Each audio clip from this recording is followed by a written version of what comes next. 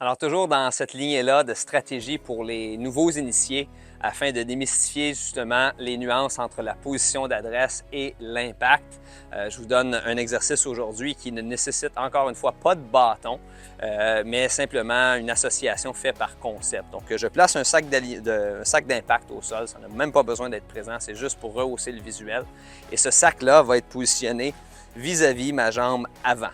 Pour moi qui est gaucher, je n'ai pas changé de côté depuis hier, c'est mon pied droit et le sac se positionne devant mon pied droit. Naturellement, dans un élan de golf, il y a l'élan arrière qui n'est pas le thème spécifique que nous souhaitons couvrir aujourd'hui, mais naturellement, pour être capable d'être dans une position adéquate au moment du contact, bien, il prévaut s'être simplifié la tâche par un élan arrière qui est assez concis. Donc, une fois que je suis au sommet de mon élan arrière, dans une bonne position, ce que je veux vous donner comme image, c'est que mon bras arrière, mon bras gauche, je veux vous donner l'impression que vous allez boxer le sac qui est au sol. Ça, c'est dans un premier temps, de boxer le sac. Je ne m'y rends pas. Et en simultané, mon bras avant va partir la tondeuse, la fameuse goupille. Et on le sait, des fois, c'est illogique. On va tirer plus fort sur la goupille, mais c'est parce qu'il manque d'essence. Mais pour être capable de la tirer fort, de façon très puissante, la goupille, il faut utiliser nos jambes. Donc, la main arrière va boxer le sac qui est au sol et la main avant va partir la tondeuse. Et je veux faire usage de mes jambes, puis sachez qu'on peut faire la même chose pour l'élan arrière. Donc, dans mon élan arrière, le sac serait derrière. Comme je vous dis, l'emphase n'est pas là-dessus. Mais si vous en faites d'une pierre deux coups de cette vidéo-là, bien disons que ce sera mission accomplie. Donc, je boxe le sac avec mon poing avant et je tire la goupille avec mon bras arrière et ainsi, j'ai créé ce qu'on appelle un chargement, un load dans ma jambe arrière. Une fois que cette position-là est adoptée, naturellement, j'aurai les mains sur mon bâton de golf. On pourrait dire qu'on a le corps dans une position relativement bonne pour s'attaquer à la portion transitoire et augmenter nos chances de réussite, non seulement de qualité de contact, mais de puissance et de cohérence technique. Donc, je ramène le sac vis-à-vis mon pied avant.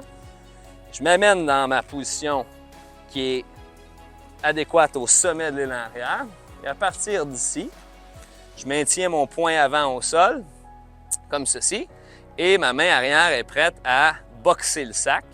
Et je vais faire les deux en simultané. Je transfère dans ma jambe avant, ensuite je boxe le sac et je pars ma tondeuse. Et si je veux être puissant dans les deux directions, bien, je me dois de faire un usage de ma jambe avant qui est adéquat et utiliser cette jambe-là comme pédale à gaz. Ce levier-là, le tandem entre l'usage de ma jambe avant et l'énergie que je veux déployer vers le sac, va m'aider à être puissant, aligner les axes et également m'aider à procurer un contact qui, avec un fer, serait avec un contact avec la balle en premier et le sol ensuite et vous procurer ce ressenti-là de compression que les meilleurs joueurs au monde et joueuses au monde vont produire en récurrence. Donc, j'y vais une autre fois. Mon élan arrière. D'ici, je me prépare à boxer le sac. Mais je ne veux pas juste boxer le sac puis descendre. Je veux être capable de tirer ma goupille avec force et c'est là que la jambe avant entre en ligne de compte. Donc, élan arrière, je boxe le sac